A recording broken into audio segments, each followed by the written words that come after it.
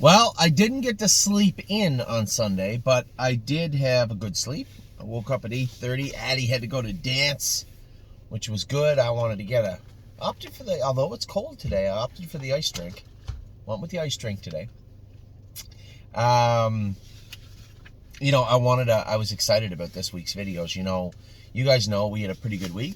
We're never ever perfect, right? We're still trying to work through getting the kinks out of and getting JK Victory moving forward. But Haunted House was great.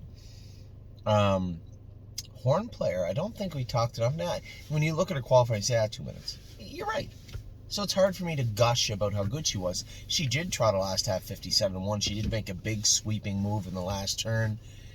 She did attack. She did race or qualify good. And although I don't regret taking her out of the Breeders' Crown and a couple of major payments, I am a lot more optimistic about how her 2023 looks now than I was last week. Last week it was more, maybe we can get her to the way Will to Win Hanover was and sell her for good money at the end of her 3-year-old year, because she is Alarm Detector's sister and it is a good family.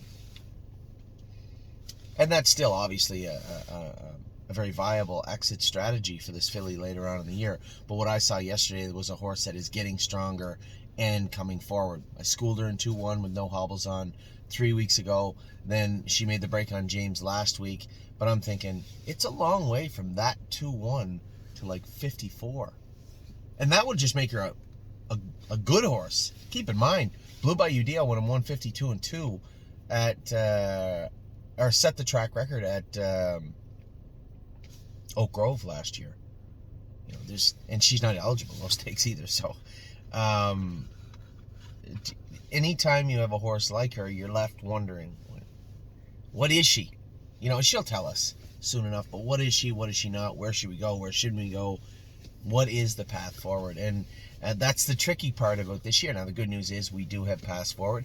Obviously, I feel a little more chipper as we got our stake payments done for March. That is, every year it's the same, right? It's like, it feels like 50 first dates. For those of you who don't know what I'm talking about, it's like every year I'm surprised at the task in front of me in staking the horses properly, as responsibly as I can, and then following through with payment on those stakes. So it was nice to get that out of the way. April's going to be a little easier, so plus we're going to have a lot more horses racing, so April obviously should be a lot easier than March. So with that, it was great yesterday. We get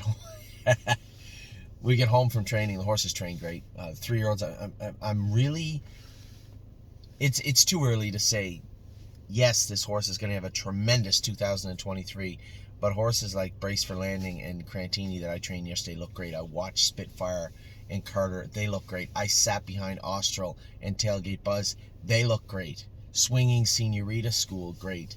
So did Coupe de Ville. Horn player. Number of horses getting close, so I'm really, really optimistic. But trying to stay grounded. Brace for Landing, I thought, was tremendous yesterday in training at the training center. It's hard to take first line because it's deep. James put it best. He said, this track is good. He said, but it's 5 seconds slower than he said, maybe 7 than Mohawk. And I think he's right, because there's a couple of times where we went with horses, I'm like, geez, that horse didn't train that great. And the horse just went like a monster at Mohawk because the track is deep. It's tiring. Factor in the wind yesterday, and it was not a perfect training setting. It wasn't muddy. It wasn't, icy or snowy. So in that regard, I'm not complaining, but it was far from perfect. So to see those horses go through that track and look the way they did, I was really impressed. So we get home yesterday, and Addie had her first birthday party. Addie is the coolest kid. So the other two are a little. You guys know my children by now. They're pretty free range. They beat to their own drum. They march to that beat of their own drum. They're weird sometimes. And so Amy is very reserved. So she goes to this giant place for kids. It's got like trampolines. You guys know, probably have one in your city. Trampolines and just games and fun things for kids to do. It's called Fun Villa. So Addie has her first birthday party. This little girl named Evelyn invited her to her birthday party. So she's super excited. and goes all the way there with Amy. Amy texts me. She goes, I can't find this party. There is 2 trillion kids in this place. I don't know what the capacity is, but it is easily above capacity. I can't find any of them. I don't know what Evelyn looks like. I don't know what her parents look like. And Addie's just trying to have fun. She's now at Fun Villa. She doesn't care about the birthday party. So Amy's like, where's Evelyn? I'm going to go play over here. So Amy literally, Ava shows up. She's playing with this little boy. Who's that? That's Mason. Oh, she thinks Mason must be from her school. She just met Mason. She's running around and jumping on the trampolines and they're playing tag. And Amy's now being pulled over towards this birthday party, I believe, that Mason is at. Like the Wedding Crashers. She has now crashed a party. She has not been invited to Mason's party, but is in Mason's birthday party right now. And still no sign of Evelyn or her parents. So as the day went on, Evelyn showed up, or like they found Evelyn, but it's not like they were best friends. She was just invited to her party. So, hi, Addie, how you doing? And they went that way, and she left with Mason, and they were all running around. And I was getting updates because Amy's hungry too.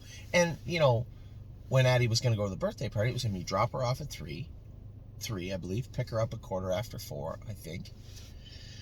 And that's that, or maybe even 4:30. But the follow-through never happened. She never dropped her off because there was just too many people there. Amy just wasn't comfortable. Probably right. I wouldn't even done that. But Addie, she's so cool, right? Oh, well, no, Evelyn. I'm going to go play with that boy. And she was gone the whole day. I guess she played for a straight hour with Mason. So, and it's funny hearing her explain it to me. I said, well, who's Mason? Oh, he's my friend. Well, how do you know him? He's my friend. I met him at Fun Villa. But is he in your school, honey? No. You never met him? No. Just yesterday. We were playing at Fun Villa. It's just so matter of fact. And it was, for those of you that are parents and older children, and now grandparents with younger grandchildren, you know what I'm talking about. Just the silly things that kids do. And Addie is one cool customer. You know, you would think, and I know maybe, you know, Amy would be like, where's Evelyn? Where's Evelyn? Where's Evelyn? She'd spend all afternoon looking for Evelyn, finally find her, and then, you know, have 20 minutes to play. Where Addie's like, okay, we're at Fun Villa. Don't see Evelyn. What's your name? And that's how she was. And it's really cool. So Amy crashed a party yesterday, so that was fun. Got to watch the horses race last night. As I said, we're still working on JK Victory. Obviously, a little progression. If you're my partner on the horse, certainly not enough progression from him.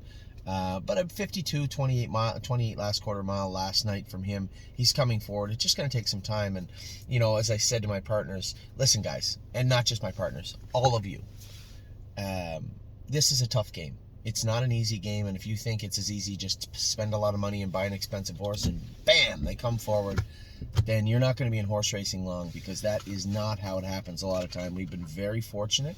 When we bought Sintra, he jumped forward. When we bought Looks Like Money and Locatelli and Mr. Race Good his first start, and Good as Him was good, you know, when he got to Ohio. But we've been spoiled a lot. And what we forget, and I told everybody, pump your brakes. You may want to rewind your memory to when we first got Patrick the Piranha also. How terrible he looked. It just, horses are creatures of habit, and when you take them out of that, when you change things, and this is why my first option after his first start, when I wasn't happy with what I saw, was to send him to Ron Burke, because Ron Burke had him before, right? He knew what worked.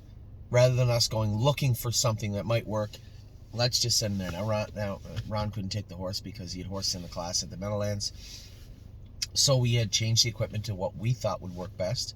I schooled the horse. I thought he was great. 54, like 26 and a piece on the end of it. He was good. But I think he's the type of horse you have to get in the mix. From the rail last night with James, you know, James didn't school him. I did. So with James just going on, the schooler wasn't that good. He won the schooler, but he was running in. He was out of gear. And then the race where he was much the same, James didn't really have the same information I did going into the race and drove him conservatively, like I think we all knew he would. And I think JK Victory's a horse that has to be away 3rd, 4th, 2nd, somewhere like that. Maybe even on the front, but not away 7th or 8th. And, especially when those aren't cheap horses.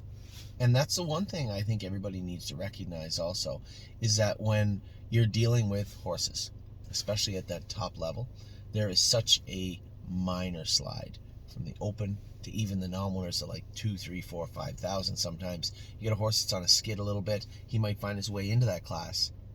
He's no slouch though. He's no pushover. That's what I like to call, those are the horses I like to call the gatekeepers, right? They're waiting for you. They're not going to give it up. They're not going to roll over for you, and they're going to give you a fight. And if your horse isn't on the top of his game at 100% and ready to rock, they're going to give you a beating. And that is exactly what we're at right now. He's not quite perfect. He's close. He's getting there. I think if we keep tinkering with him and get him a little bit better, and James puts him in play, 152 turns into 150-4. A couple of 154s turn into 150-1. 150-1 in the heart of the summer turns into 149. The horse has speed and we'll get him there, but it takes time. And what you are seeing is that small gap between when you're on your best and when you're not. And it's pretty tough to take sometimes, but as I said, it's nothing that we haven't seen before. It's nothing that many people in this industry hasn't seen before, and it's something we're just going to have to wait and see and let it play out.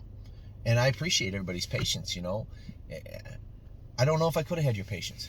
I know that I'm sure people were screaming at the TV last night, throwing their phone and cursing, but most of you under your breath. I never got one angry email. A lot of uplifting emails from people saying, hey, he looks like he's a little bit better, even though he wasn't good enough right now, but looks like he was a little bit better. He was doing this. He didn't look like he was running in as bad. All the silver lining takeaways, I really appreciate them because they're nice, but I'm well aware of the score. And we'll get JK Victory. It just takes a little time. I did talk about Locatelli. He was awesome last week and again fell into the same trap. Couldn't fill that open this week. So I'll be glad when the New Holland series comes next week, but Mohawk better figure something out because we can't go through a whole spring and not filling open paces and trots, that's for sure. No free lunches in full training now, so he'll be back at some point. Sintra is almost ready to go, and they are not sitting on the shelf all spring. So I know that it's not necessarily Woodbine's fault, but they better do something because the opens need to fill all the time on a regular basis. So that's why Locatelli isn't in to go Monday. The class did not fill. You see that White Tiger's in with Pikachu Hanover. So you see them trying to work some of those horses and keep them here, mix them into a class they can fill, probably the 26 or 28,000 class. And again, Tiger, good class for Tiger. Pikachu's a little much there's lots to chew on there, but a decent class for him. Unbeatable Kemp, you guys saw him last week. He get into a blind switch, and I joked with James, and James understood that it was maybe a bad place to be in. I think I rubbed him enough and barbed him enough this week where he won't be in that place again with Unbeatable Kemp. James is a consummate professional, and he doesn't like to look bad. And he would rather drive a horse conservative knowing that he can win next week than putting it on the line last week. Now, a perfect example. The difference between Anthony McDonald and James McDonald is the way James McDonald drove Jeff Gillis's horse last night and the way Anthony McDonald drove More Than You Know. I did not want to get away 7th or 8th and, roll the dice that I would get out, and he was fast enough to outpace those horses. I saw Bob McClure leaving beside me. He was one of the 2 best horses in the race. What I thought I'd do is loop over to the front, jam the brakes, here comes Bob, clear to the front. If James comes, fine. If he doesn't, I'm sitting in the 2-hole. As it turned out, I had to let a long shot go who almost piled the field up, and then I ended up to be where I really didn't want to be, which was on the front end. And Amy said when I get home that Randy Waples made a nice comment about that after the race after, saying, hey, that's probably not how you drive a horse first out off the shelf. Thank you. But I am I'm just not the guy that gets away 9th for the most part. There's going to be times when you talk about Dustin Hanover or horses that I truly believe need to be protected. And then there's other times where, I'm going to put a horse in a position to do good. And if he can't do good, then either we'll send him somewhere he can do better or put somebody else on him. I mean, James was listed on More Than You Know last night also, and clearly he chose the best horse. The horse that impressed me the most, I think, given the entire race, his future, his past, how he looked talking to the driver and Dominic after. Gandalf the Black looked amazing. I know that More Than You Know is going to be a really fun horse to drive. You can race him however you want, and he is better off a helmet, so Randy is right. He is better off a helmet. I did try and cover him up. I just didn't really want to be covered up by that helmet, because he literally covered the entire field up. Coming to the half. So Gandalf the Black, I thought, looked amazing last night. More Than You Know looked good. I think he's going to be a nice horse for us also. Very similar horses in very different ways. And Hunted House certainly looked like a better Hunted House last night. I know Harry's been changing equipment ever so slightly on him, and James said the horse was amazing. Remember back to how he was. You wouldn't be able to get him up the inside on the left line so hard down the lane.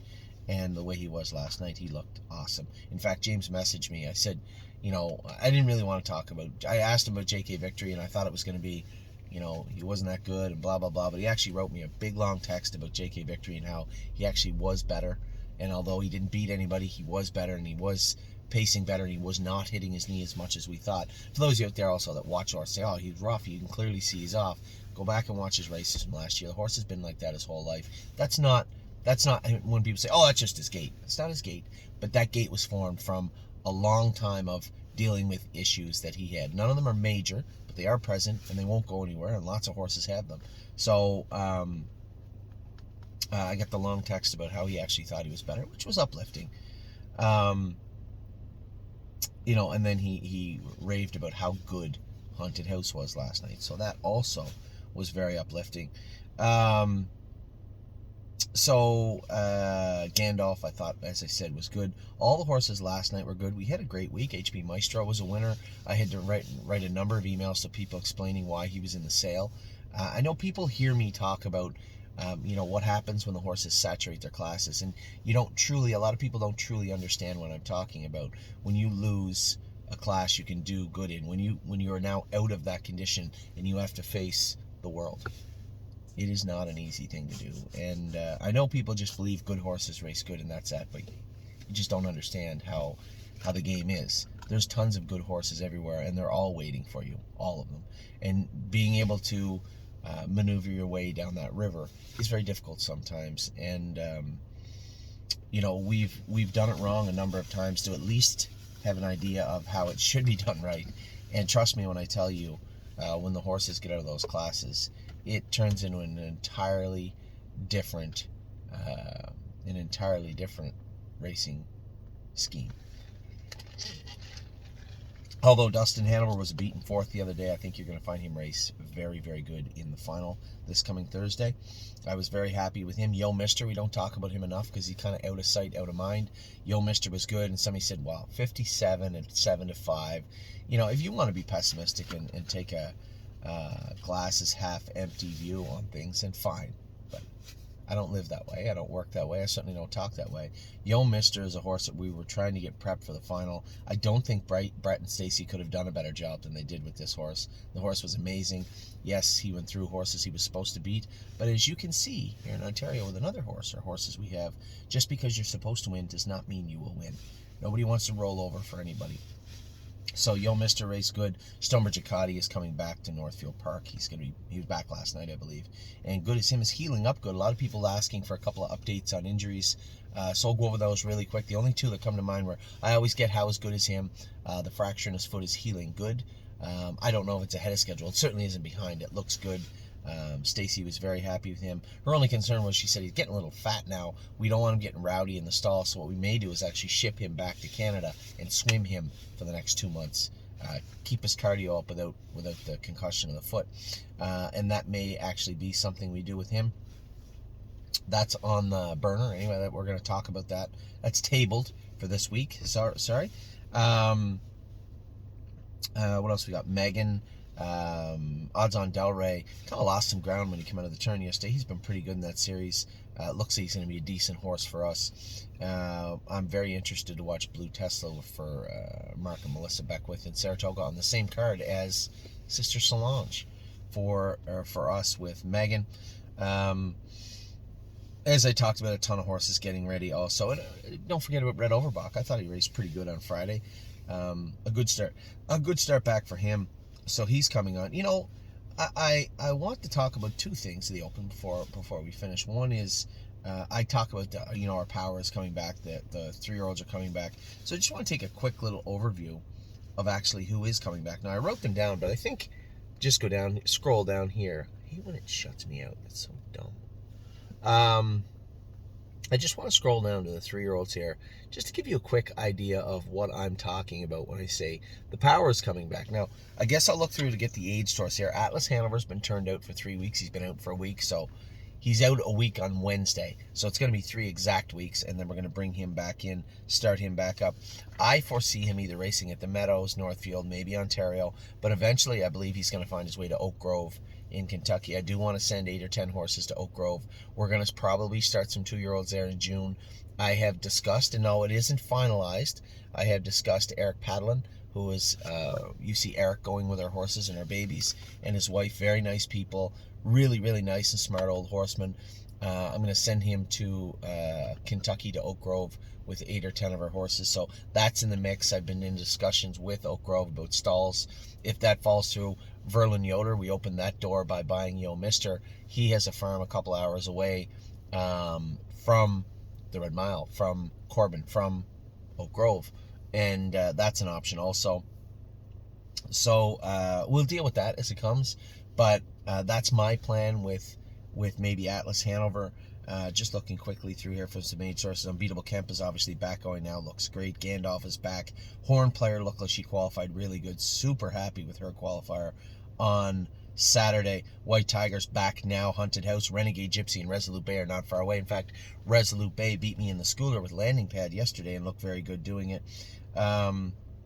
Patrick the Piranha is back now. I galloped him the other day. He was very strong. He did tie up on us the week before, but he galloped very strong. I like what Cindy Coldwater is taking care of him at Northfield. She's doing a great job, and I like what she's doing with him, putting him on the walker and walking him, bringing him back in, letting him empty out, putting him back on the walker and jogging him. That's a lot of patience, and that's a great way to do it. So thanks to her. Kings County, we have bred. Our first mare is bred to Kings County. Don't know if she caught yet, but that is Globe Trotting. This week, My Jazz will be bred to Kings County. He's going to be back jogging and training, and by the time we get all the mares bred, he should be back ready to race. Per Lucky will race this week. Gave him a week off after getting kind of butchered a little bit. It happens. Chris was kind of in a tight spot with him, ended up out the whole way with him, but he's been good. A lot of people asking me too, why is he on a half? Why is he on the front? Horse bleeds a little bit. I don't ever want to see him on the front again unless he has to be. Very rarely. So for those of you who think he's going to run the front and do great all year, it's not going to happen.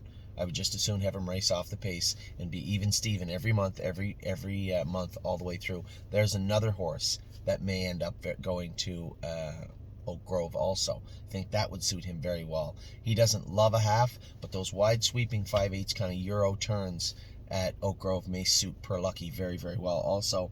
And as I said, Yo Mister is going now. So I don't want to miss anybody. If I do, I'll talk about them along the way.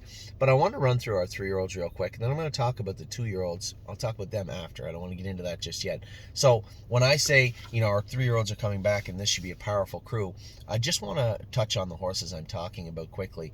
I don't want to go through all the 3-year-olds. So unless they're good right now, I just don't want to talk about them. Austral Hanover's been training back great and looks very good, along with Brace for Landing. Both those horses have been 1.5 miles, and they're ready to go whenever I want. It's just a matter of, okay, when do we want them ready to go? Brace for Landing, if he's as good as I believe he is, his first start will be at Mohawk, and then he'll have a start or two here, and then he'll race in the Bunker Hill, I believe is the plan for him, at Plainridge. Austral Hanover, again, can we get an overnight start for him with 4 or 5 wins and 65,000 made? That may be tough, but we're going to try to. And his first start is scheduled for the Pennsylvania All-Stars, I believe, which might be a lot for him, but again, we got to get him moving. Carter Michael Dio, first start again for him. All the better horses we have them paid into that Bunker Hill. I don't know who's going to go or what they're going to do. If Carter Michael Dio and Spitfire are racing great here, I don't know if we're going to send them to Massachusetts. They don't need to be ripping and tearing all over the world if they're doing good here. They win their way into the numbers of 4 or 5, and it's a little deep here, and it's that, or go to the Bunker Hill, then we may go there. And then, obviously, for the Pennsylvania breds, the Pennsylvania Sires and All-Stars start up. For Brace, we could go New Jersey Sires, or we could just bring him back or keep him here in Canada and wait for the good times. We have a lot of options, and it cost us a lot of money, but we have a lot of options with him. But looking very good, as I said, Carter Michael Dio. James said, honestly, Anthony, Carter Michael Dio looked awesome, but of the two of them, Spitfire looks amazing right now. So I was a little surprised to hear that, because I haven't gone with either of them yet. But Carter Michael Dio is bigger. He's not a bigger horse than Spitfire, but different gait, different way of going. I think when we really start him fired up, we'll get to see better then, but both of them have been training great. I'll mention Coupe de Ville. She schooled in 2-2 last half and 59 last 3 quarters, 128 in piece the other day. Looked very, very good on the track. I was happy with her. No hobbles on Coupe de Ville this year. Crantini trained great on Saturday also. It goes without saying. One of our only horses we've paid into the Hambletonian thus far. And he really seems to be doing his work well. Very, very happy with the way Crantini is training, but more happy mentally. Now, as Scott said, I'm cheating because I'm training him by himself, but I just don't want to poke the bear, right? When we first started back with him, he was still leaping and throwing his head and really hyper. Now he's dialed in. The other day, 2 fingers, I didn't even have my hands in the handhold, just going along, and he did his work so well. The sky has always been the limit for this guy. Is he going to come back this year and be Crantini, or be a better version or a worse version? I don't know. But he's training down very, very good. Cutie Cumber. Now, you guys remember, think back to Cutie Cumber last year. This was one of our top prospects training down. Her knees got sore, cut her 2-year-old season short. We ended up opting to stop with her after her first start, I believe. She's coming back very good, about 3 weeks out. I can tell when you train them a mile and a half, and you go to that last half in 103, 104, 105. When you pull up, you can see how are they laboring, how are they breathing, finishing up their mile. Then you go back to the barn. When you're bathing them, just take a look at them, see how long it takes them to recover from that training session. And then in their stall, are they eating their hay? Do they got their head out? Or they're kind of catching their breath in the corner? That'll give you a good indication of where they are physically. Cutie Cumber is a big, heavy filly. She carries a lot of weight and a lot of mass, and I think it's just going to take a little bit longer than, say, a Tailgate Buzz to get her ready. So she's about 3 weeks behind, I believe. Five Fish is training down good. I don't want to get ahead of myself with her, but she looks good. Gandalf the Black looked great last night. 54 and a piece, 28. Said he was on the left line. Just got to get him so he's steering straight. That's not as easy as it sounds, because you put too much on the outside, he's going to run in and touch his knee on the turn and be in trouble. So there's going to be this little chess match with him over the next little while. But Louis said he was very, very strong. Horn Player, I didn't think I'd be talking about her on this list before Saturday, but that qualifier was good. She was impressive. Very happy with her. Jason said Landing Strip is training down very, very good. Leaps and Bounds. I got to be honest. Of all the horses on this list and all the horses we're going to talk about, we have horses we expect: Crantini, Spitfire, Carter Michael Dio, Brace. We expect them to be good. Are there any surprises this year? And I can honestly say to you, Leaps and Bounds has really wowed me. In fact, I don't know how deep she's going to be. I don't know what she's going to do on the track, but I can tell you this much: there might be 4 horses in the barn that could train at a mile and a half the way she did the other day, and she was never good at a mile and a half last year. If you trained her a mile and a half, she was always weak on the end of it. She'd always get picked off or never really finish off that last half. To go a mile. To go a half in 19 in the jog cart at Northfield Park, and then go a mile in 2:09 last half in a minute in the jogger, is not something a lot of, or really, quite frankly, maybe any, or many for sure, of the horses that we have can do. I'm talking about all of them, not just the 3-year-olds or anything like that. Leaps and Bounds was impressive the other day. Very, very impressive the other day. I like what I've seen from this filly. I really, really do. So I don't know where that will lead. I'm not saying she's going to, set track records. I'm just saying she has been impressive training down. Merchant Man, just glowing reports from Harry. I haven't seen him. I only saw him go by me once training the other day. He looked good. Harry is excited about this guy, I believe. So we'll see how Merchant Man plays out. More Power Baby. Mo Power Baby trained great the other day. Another 2 weeks for her and she'll be ready to go. Nothing But a Dreamer. I don't even know that I talk about him lots, but I don't even think I talk about him enough. He looks amazing on the track, and Harry has him close also. He's about the same trajectory as the other 3-year-olds. We should have a big run. I would say at the start of April. These horses are getting very, very close to being ready to go, and some exciting looking horses in there. I jumped over more than you know. I thought his qualifier was good. His mile last night was fair. It would be unfair to talk about how great Gandalf looked. He beat me, what, a length and a half, 2 lengths. I did all the work and get hit with the wind halfway down the lane, or at the head of the lane. I think More Than You Know is going to be a nice horse for us. I never thought I would talk about, oh my gosh, but I can't lie. Math is math. He won a mile in 2 minutes last half in 59 and beat by Swinging Senorita in the schooler. The horse looked good. So I don't know if this is just him and he's going to reach some 59 level and be like, yep, that's it. I have no idea, because he wasn't good last year. And I don't know if he's going to be good this year, but that was a good schooler the other day. He'll be qualifying Thursday morning at Northfield Park. Smoking Hot Irish Girl, although I haven't sat behind her. Jason said she's doing good. This is a filly I'm super interested about. Full sister to Yes, and I thought her best race of the entire year was her last start, so I'm interested to see what's going to happen there. Spitfire Overseas, James swears this is the best horse we have. I think, now he hasn't sat behind Crantini yet. I haven't let him. He only sat behind Brace for Landing once. He's gone with Spitfire a couple of times, and he raves about Spitfire Overseas, so we'll see. Swinging Senorita, a mile and 59, last half 57 the other day. If Jason wants a schooler once more, we will. If he wants to put her in the qualify, we'll qualify her a couple of times, but she's ready to go. Tactical Mounds. Again, I haven't seen her with Jason. He trains those ones. He was training them the day before, but this week they've caught up to the point where I'm going to go with them this week. So Tactical Mounds, I can't wait to see her. Tailgate Buzz. Tailgate Buzz trained great the other day too. He's exactly where Austral is. He's ready to go. And Warwi Yuri, that big training mile 2 weeks ago. Now, he didn't school the other day. Now, somebody asked me for an update on him. Didn't school him Saturday. Trained him 2 trips. He's going to school on Friday at Mohawk. And what a mission, although I haven't seen him also. I don't even know if he even needs to be talked about in this light, but he was a decent colt last year.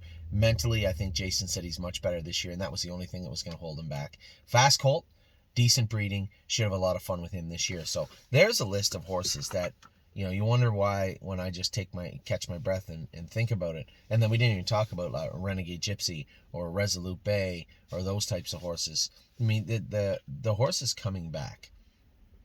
What about Looks Like Money? I mean, it's not hard to get very excited about 2023 when we talk about the 3-year-olds. And then, I'll just go through, I told you guys that to get to my top 10 list, I had to whittle it down from 23. And I thought I was being conservative with the 23 at the time. So I'll just tell you horses that would be on a top 10 list right now. I'm not going to count them. I have no idea how many there are, but horses that I see coming forward and doing their work really, really well right now. Now, I won't put any horses on there that I wouldn't put in the top 10 list right now. So these are horses that could show up in a top 10 list. You want to know why I'm excited about 2023 with our rookies? Okay. Affection. I don't even have to tell you. She's on every list. Arson. Blanton's Blue. These are horses that have done their work well. Now, Blanton's Blue gets under my skin because he was ignorant. We took care of that. We castrated him. We took the OCD out of his ankle. We castrated him. This could be a very nice horse. This is the only sibling of Mambacita and a very strong family underneath. So Blanton's Blue, yes, for sure. And he's made the lists. Cowboy by the Sea, Don't Talk About Bruno, Drebin, Easy in the Turns, Flash Fly, George of the Jungle, Gold Bug Hanover, Green Tea, Gypsy Hill, Hallie in the Clouds, I'm Fancy Like, Insider Trading, Irresistible Sun, Lonely Lakewood, Lover's Play, Mel Gibswan, Memory and Imagination, Militant, even Mounds for All, No Chance in Hill, Oh Snap You, Paycheck Princess, Pickpocket, Prince Charmer, Pull the Shoes, Punch the Clock, a winner yesterday. She got the monkey off her back and won a training set and looked amazing. Purple People Eater has looked good. Ready for Landing's had his moments. Really Don't Care. Royal Emerald, Seasons of Love, Sedona Hill, Sweeney, Sunset Acres Girl has been great. Sweeney, Time Is On My Side, Vaquero Blue Chip, Venice Blue Chip, Victory Blue Chip, Winter Bells. Those are horses that could be on a top 10 list right now. Right now. We're not talking about horses that I think will come on. I didn't mention Activation. I think Activation is a very nice horse. Oh, I didn't give you the other update also. Irresistible, or International Spy. I apologize. People are asking me for updates all the time. I gave you the one on Good As Him. I didn't give you the one on International Spy. Nothing's been found with International Spy's walking sound. But he was sore after the training set, and I really thought that there'd be something found in there, a line in a pastern or an ankle or sesamoid, something. There's nothing found. So what we opted to do was just leave him alone for a week. Sometimes it takes a week for a line to show up, and although he's walking sound, which is not what I expected, we're going to take those x-rays again next week towards the end of the week and see if anything shows up. Honestly, as your partner in the horse, many of you, I would like to see a line and then know that when that line heals, there's a finality there. There's this is what's wrong, this is how long it'll take, and after that, he's good to go 100%. But when you don't know, you can't formulate timelines. So, it's at this point, I'm just frustrated. Nice horse, very nice horse, but I do want to know what's going on with him and how we're going to rectify it. So we're not there yet, but we're getting there. So, that is your opening for the most part. I am optimistic. I am very, very happy with what I see across the board. We're not without our weaknesses. You know that. You know, when I say, oh, things are great. No, not everything is great, right? Not everything for everybody at the same time is great. This isn't Fantasy Island, right? This is the real world. We're operating the biggest stable in Canada, one of the biggest stables by horses for sure in North America, and most definitely the biggest stable by humans on planet Earth. That's what we operate here. And I get a chance to step back and look at everything. Yes, we need to work on JK Victory. Yes, Irresistible Sun has some issues. And there's issues in between also. But when I look at the entire body of work of the stable.ca in 2022 into 2023, it looks like we're going to have another banner year. I hope we do. Anyway. So, I will talk to you all very soon. I hope you're having the same week I had. I felt great. Obviously, with the stake payments done, that just felt like a, weight, this massive weight lifted off my shoulders. And then to have the horses race pretty good for the most part across the board. A great feeling. Then to go with the babies. Yeah, they were lackluster on Tuesday at Mohawk, but awesome Wednesday in Ohio. And then come back with those Tuesday horses on Saturday and have them train great. Yes. Very, very happy with what I see so far. So I'll let you guys go. I'm going to continue on with my videos. I want to talk about, I already did talk for the most part about the 2-year-olds and the 3-year-olds. I have a top 10 list for you this week. And I said, this is the week I'm going to do the stables. I don't know if I'm going to. Honestly, it's just, one, you can get all the information in the 2 and 3-year-olds, and there's just so many horses changing hands. It's always that way though, right? Yeah, I guess I could, because Megan has more horses now. Mark and Melissa have more horses now. We'll see. Anyway, that is your opening. I'll talk about the 2-year-olds, the 3-year-olds, and the aged horses now, and along the way, I'll figure out if I want to do the stables this week or not. Take care.